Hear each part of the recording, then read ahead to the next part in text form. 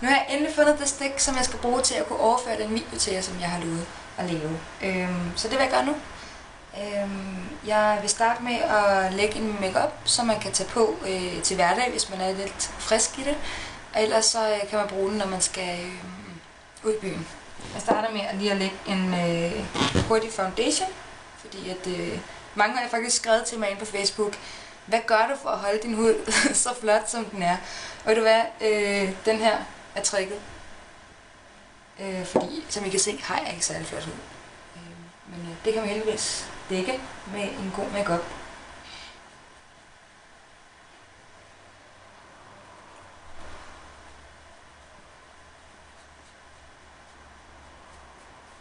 Så det er vigtigt at komme hele vejen rundt selvfølgelig, og også huske at gå ned på halsen, så man ikke får den der flotte kant, som nogen laver.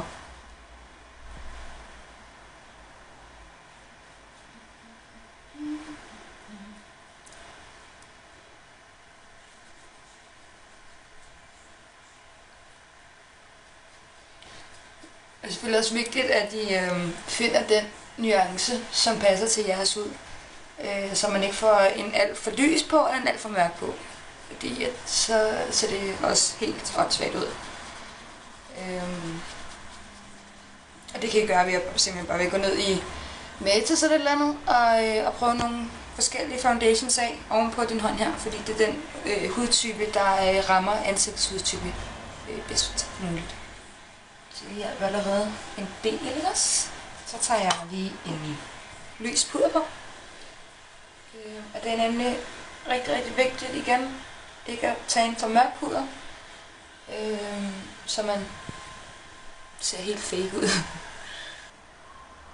Hvis man skulle have noget virkelig uren hud, eller man lider meget af rande under øjnene, og man ikke kan tage det med foundation, så er det også en rigtig god idé at købe concealer,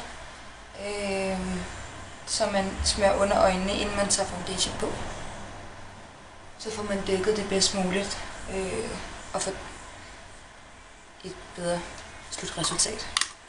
Tag en lille smule rouge på. Og det er vigtigt at lægge det under kindbenene. Hvis ikke man er så kendt med, hvor man lægger det, og hvordan man kommer under kindbenet og så videre, så kan man jo lave den frække, eller hvad man siger, og lige gå ind. Så kan man se, at den skal ligge her. Fordi så får man et løft i ansigtet, i stedet for at man bare har sådan nogle store kinder, som jeg har. Så jeg lægger dem altid under kindbenene, for at se en lille smule tynd ud i hovedet.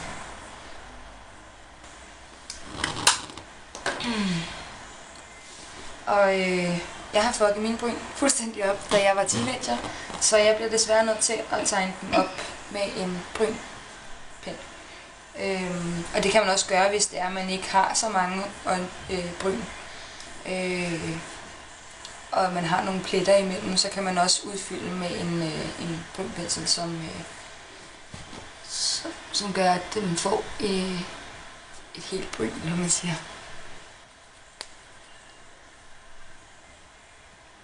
Jeg kunne godt lide, at det er lidt markant. Man behøver ikke at tegne så hårdt, som jeg gør. Man kan bare lige farve lidt på brynene, hvis man bare gerne vil have det fyldt ud. Men jeg kan godt lide, at man har virkelig markante øjenbryn, når man går med det makeup, som jeg gør. Fordi hvis jeg ikke laver min bryn rigtig mørke, så ser det åndssvagt ud, når jeg har så meget makeup på ellers. Så der kan man lige selv prøve af, hvad man synes passer til en selv.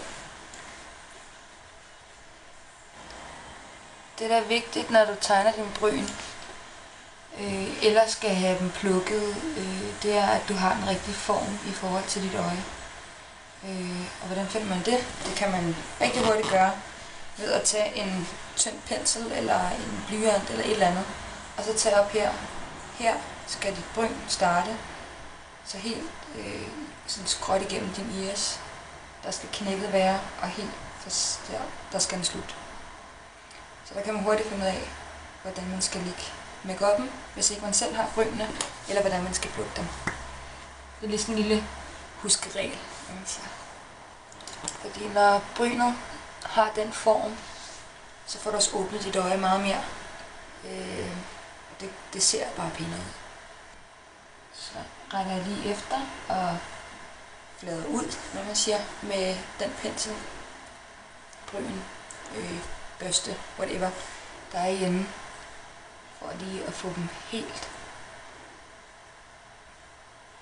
fine. Så skal vi i gang med øjenmakeupen. For lige at give en huskeregel, hvordan man skal lægge den. Mange tror, man skal lukke øjet, når man gør det, og så bare gøre det. Og det kan man også godt, hvis man er rigtig god til det, men hvis man ikke er så god til det, og man gerne lige vil have nogle tricks, så kan man åbne øje,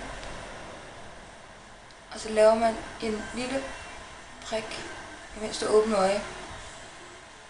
Og hvis du mærker efter, kommer du lige ind på knoglen bag her, og så ved du, hvor du skal lægge linjen henne, så dit øje bliver åbnet, i stedet for at det bliver lukket. Fordi tit, så lægger man det der, så åbner man noget, og så kan man ikke se halvdelen. Så kører jeg rundt med en blød pensel. Bare køre langs den linje, som man har lavet.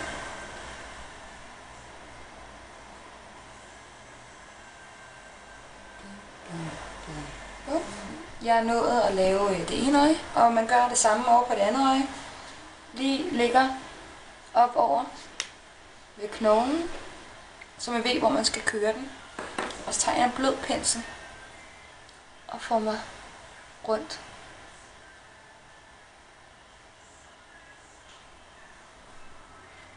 Og så kan man selvfølgelig, der ens øje er aldrig ens. Der er aldrig nogen øjne, der er ens. Der er altid en, der er lidt mere oppe eller lidt mere nede. Eller hvis man har noget hud her ovenpå, som hænger en lille smule, så er det også vigtigt, at man kommer op over det. Og så lægger man også mindre mærke til det. Altså jeg har selv rimelig meget hud her, og derfor lægger jeg det også, som jeg gør. Netop for at fremhæve det, som man gerne vil have fremhævet, og få lagt alt det væk, som man ikke vil vise. Og så lægger jeg en lidt lysere kobber ind over her, så man lige fælder den lidt ud. Og det er egentlig bare for, at det ikke bliver for hårdt at se på. Hvis man gerne vil have en lidt mere mat og neutral aftenmakeup. Nu kan jeg jo rigtig godt lide, at der er lidt farve på. Så jeg lægger en helt sort også op på den linje, vi lavede til at starte med. For at markere endnu mere. Lave lidt smoky eyes. Kan jeg også bare rundt her langs. Kan du hurtigt se forskellen på der og der. Den bliver meget mere markant herover. Jeg kører mig også her. Langs slutningen af øjet og op til det stykke, som stopper. Godt. Og så lægger jeg også en helt sort linje ned under øjet, så det bliver lidt smoky eyes.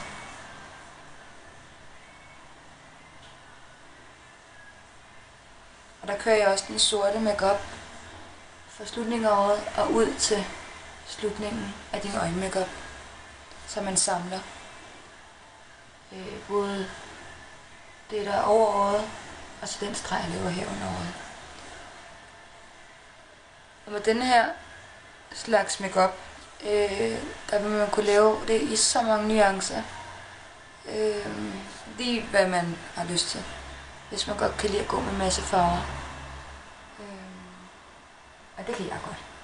Så det hjælper rigtig meget til, at man ikke begrænser den øjenmakeup, og man faktisk kan udvide den for hver gang man lægger den, når man kan teknikkerne i forhold til at lægge det op ved sine øjenknogle. Så lægger jeg også lige en hvid en ovenpå her, for at markere endnu mere. Jeg håber altså, at min forklaring er til at forstå. Ellers så må I kigge godt efter. Og så må I komme med noget feedback, hvis der er noget, I synes, der kan være bedre, så I forstår det bedre, så skal jeg prøve at lave det. Og nu har jeg tænkt mig at lægge en grøn, for jeg godt kan lide farver. Lige nu er der helt færdig med smokey-eyesene, men kun egentlig bare finish den lige nu med en mascara og en flydende eyeliner. Men jeg kan godt lide, at der er lidt ekstra. Og for at lave lidt ekstra, og man stadig godt kan se det, kører jeg den fra starten af året, langs den linje, du starter med at lave, og op til slutningen af det sorte, du har lagt. Så vi får det formet sammen. Og det er vigtigt at bruge rigtig gode pensler. Og finde de pensler, som du arbejder bedst med. Fordi der er så meget indimellem. Jeg er rigtig glad for Nivensjord. Jeg synes børsterne er rigtig gode at bruge. Og det ligger godt på øjet. Det ligger sådan god. Og så er det igen, hvad for noget make-up skal man bruge, og det holder længst, og så videre, så videre. Hvis man har budgettet til det, så vil jeg helt klart anbefale at bruge Makeup Store. Det er nogle øjenskygger, som sidder rigtig, rigtig længe, og sidder rigtig, rigtig godt på øjet. Gode at arbejde med, og så holder de evigt nærmest. Altså, de her to, den grønne og den gule, som jeg lige har brugt, dem købte jeg, da jeg var 18 år, og her er 25 dage. Jeg bruger dem selvfølgelig ikke helt hver dag, men de holder virkelig længe, og det er en god investering. Så kommer min eyeliner, og kommer vi snart til de forbandede stjerner, som mange gerne vil lære at lave, og det er faktisk ikke særlig svært, så dem tager vi også lige om lidt. Jeg synes, det er nemmere at håndtere en fast flydende eyeliner, den man kører den med, end dem, der er helt sådan ligesom, jeg skal forklare det, pensler. Men det er jo igen op til, hvad man synes er nemmest. Jeg synes bare, det er nemmest, når den er fast. Så kører du den, og hvis man er lidt løs i huden, som jeg altså efterhånden er blevet, så trækker man lige ud, så man får en helt fin kant, så det er nemmere at ligge. Hvis man så skulle komme til at lave fejl, eller man får lagt den for højt oppe, eller ej, så kan man altid lige tage en vatpind og lige gøre våd, og så lige tage af. Så er det bare at få igen.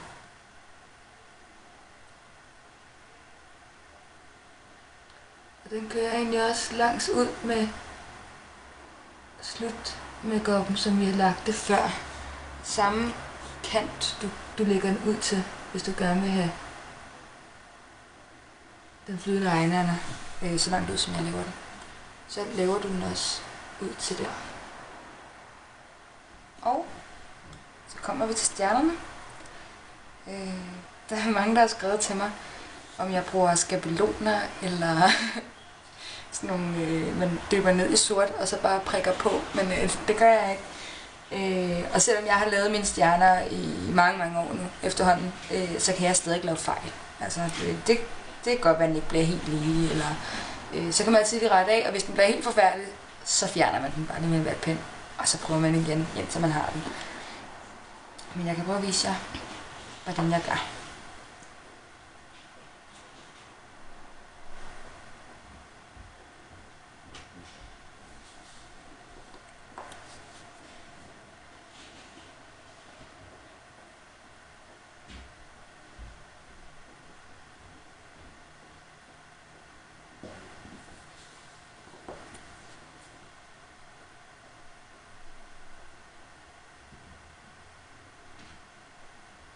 Hvis man ikke lige får den ramt helt på den rigtige måde, men lige får den sidste spids med eller sådan noget, så kan man altid lige tage i spidserne. Og det er nemlig derfor, jeg godt kan lide, når den er lidt hård, fordi så kan man styre den meget, meget bedre. Så laver jeg også enten nogle prikker, eller sådan en lille hak herovre. Jeg ved egentlig ikke, hvorfor jeg gør det, men jeg kan bare godt lide, at det er lidt anderledes. Stjernerne er godt nok fyldt med flere år, men den her, den er ny. Og ellers laver jeg prikker, eller man kan lave så meget, man har lyst til. Det er egentlig kun fantasien, der sætter grænser. Så er vi ved at være færdige med øjenmakeupen. Så går man bare afstøtte med mascara. Og jeg kan godt lide, at der er meget mascara på, så man får nogle fyldige vipper. Jeg har absolut ingen øjenvipper, føler jeg. Så jeg skal have en meget, meget god mascara, der får vipperne til at være mere fyldige og være længere og alt sådan noget, for at man overhovedet kan se, at jeg har nogen, synes jeg. Så jeg har en mascara, der hedder Mascara Extreme og Volume og alt sådan noget. Og for at man kan få så meget på vipperne som muligt, så starter man lige med at lægge lidt her på den ene, og lade det en lille smule tørre, imens man går på det andet. Fordi når man så er færdig med den her, man går til den igen, så er det tørret så meget, at man kan få lagt lidt mere på. Det er jo meget smart, hvis man gerne vil have lidt fyldige vipper. Man skal selvfølgelig også passe på, når man lægger mascaraen, ikke at tage vipperne helt op på øjenmakeupen. Jeg kan stadig godt ramme, altså, fordi jeg laver dem så lange en vipper. Men hvis jeg lige har ramt op ovenpå, så tager jeg lige en vatpind og dupper det væk. Og hvis man så får fjernet alt for meget af makeupen, så kan man bare lige tage en lille smule af den farve, som man måske ikke har fået af, og lige duppe på.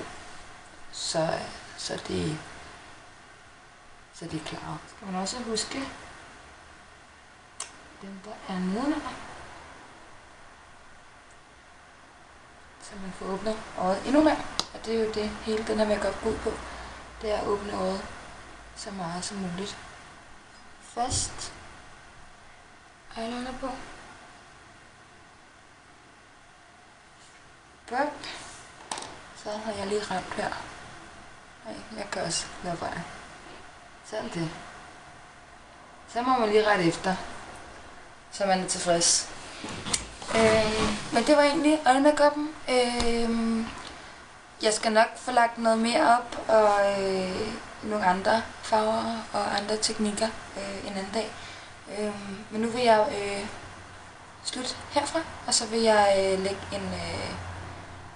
en video op, hvordan jeg sætter mit hår bagefter. Vi ses.